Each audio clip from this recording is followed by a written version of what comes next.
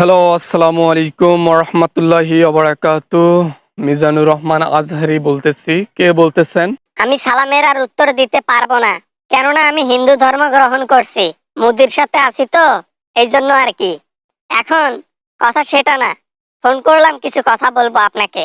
আমি শেখ হাসিনা। হঠাৎ করে আপনি আমাকে কেন ফোন করছেন? আপনি তো আমাকে ফোন করার কথা না। নাকি আমি বাংলাদেশে এসেছি বলে আপনি ফোন করতেছেন? বুঝলাম না, ব্যাপারটা খুলে বলুন তো। ঠিকই ধরতে পেরেছেন। বাংলাদেশে গেলেন কেমনে?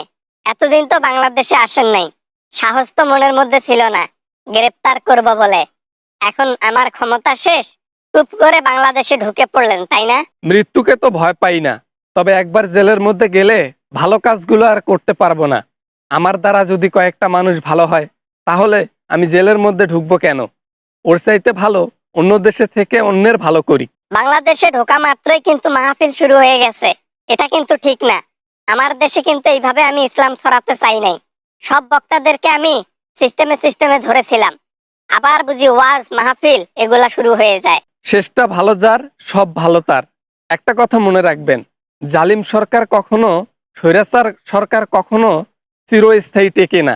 আর ক্ষমতা তো চিরস্থায়ী না, সেটা তো সবাই জানি। স্বৈরাচার বিদায় হয়ে গেছে, ইনশাআল্লাহ বাংলাদেশ নতুন একটা বাংলাদেশ দেখবে।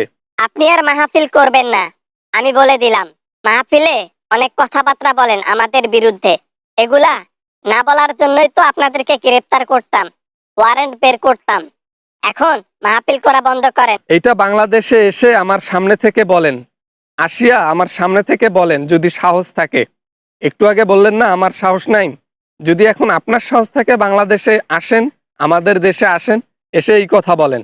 না মানে আর কি, বাংলাদেশে তো আপাতত যাইতে পারবো না, কেননা বাংলাদেশে গেলে আমার হাড্ডি পাড্ডি সবকিছু জনগণ কেড়ে ওই যে কামড়ে কামড়ে খাবে। অতএব আমি বাংলাদেশে যাব না। কেন আমি ফোন থেকে নিষেধ করতেছি, আপনি শুনবেন না? একজন জারজ, একজন স্বৈরাচার, একজন নাস্তিকের কথায় কেন আমি ওয়াজ করব না? আপনি কে হে যে আপনার কথায় আমাকে শুনতে হবে? হ্যাঁ, ক্ষমতায় যখন ছিলেন তখন আপনার কথা শুনি নাই, ক্ষমতায় নেই এখন শুনবো? আচ্ছা তাহলে মাহফিল করেন, কিন্তু আমাদের নিয়ে কখনো কথা বলবেন না, বলে দিলাম। নাহলে কিন্তু ক্ষমতায় গেলে আবার কিন্তু সব কয়টারে ধরে রিমান্ডে নেব। তখন দেখতে পারবেন আমার আবার খেলাটা কেমন। আপনাদের মতো মানুষের জন্য আল্লাহ তাআলা স্পেশাল শাস্তির ব্যবস্থা করে রেখেছেন। আপনারা তো নিশ্চিত জাহান্নামে যাবেন, কেননা যে কাজগুলো করেছেন তাতে জান্নাতে যাওয়ার কথা না, আমি যতটুকু জানি। তবে একটা কথা মনে রাখবেন, আপনি যে জুলুমগুলো করেছেন জনগণের সাথে, যে হত্যাগুলো করেছেন, যে নিষ্পাপ মানুষের প্রাণগুলো নিয়েছেন এবং নির্দোষ ব্যক্তিদেরকে যেভাবে শাস্তি দিয়েছেন, তাতে এটা তো পাক্কা জাহান্নামের সার্টিফিকেট। আবার না মানে জাহান্নামে গেলে গেলে যাবো তো কি, তাতে কি হয়েছে? তাতে তো কোনো সমস্যা নাই। জাহান্নামে গেলে তাতে কি হয়েছে? আমি আবার নামাজ পড়বো, তাহলে আমার জাহান্নাম থেকে আমাকে জান্নাতে দিয়ে দেবে। এরকম যদি হইতো তাহলে তো অনেক আগে অনেক কাফেরেরা নামাজ পড়ে জান্নাতে যাইতে পারতো, কিন্তু এটা কখনো সম্ভব না। অপরাধ করার পরও ইচ্ছে করে আল্লাহ তাআলাকে দেখানোর জন্য ইবাদত করবেন, সেটা কি আল্লাহ তাআলা মেনে নেবে? হ্যাঁ, তাহলে কি করলে জাহান্নাম থেকে জান্নাতে যাইতে পারবো? এখন ওয়াজ মাহফিলের কথা বাদ, এখন কথা হচ্ছে আমাকে জাহান্নাম থেকে জান্নাতে যাইতে হবে। কি করলে যাইতে পারবো সেইটা বলেন হুজুর, সেইটা বলেন। মন থেকে তওবা করতে হবে, আল্লাহ তাআলার কাছে ক্ষমা চাইতে হবে, দেশবাসীর কাছে ক্ষমা চাইতে হবে, এবং যে পাপগুলো করেছেন এটার জন্য আল্লাহ তাআলার কাছে নামাজ পড়ে প্রতি রাতে কাঁদতে হবে, যদি ক্ষমা করে দেন তো। জানি না ক্ষমা করবেন কিনা, তবে আল্লাহ তাআলার ইবাদত যদি মন থেকে করা হয় তাহলে হয়তো বা মাপ পাইলে পাইতে পারেন, যতটুকু জানি। আচ্ছা ঠিক আছে, রাখি দিলাম, আর কথা বলবো না, বাই। স্বৈরাচার সরকার বাংলাদেশ থেকে বিদায় হয়েছে, আবার ফোন দেওয়া শুরু করে দিচ্ছে, ভালো কাজ থেকে বিরত করতেছে মানুষকে না? এটারও আল্লাহ তাআলা বিচার করবেন, সবুর করো।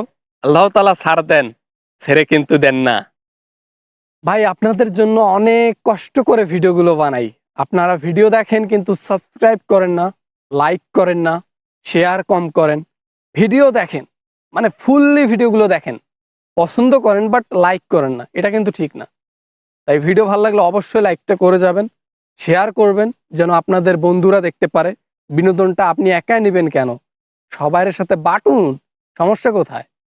তো ভিডিও ভালো লাগলে লাইক করবেন, আর চ্যানেল নতুন হয়ে থাকলে চ্যানেলটি সাবস্ক্রাইব করবেন। দেখা হবে অ্যামেজিং ভিডিও নিয়ে আবারও আপনাদের সঙ্গে। সবাই ভালো থাকবেন, সবাই সুস্থ থাকবেন। আল্লাহ হাফেজ।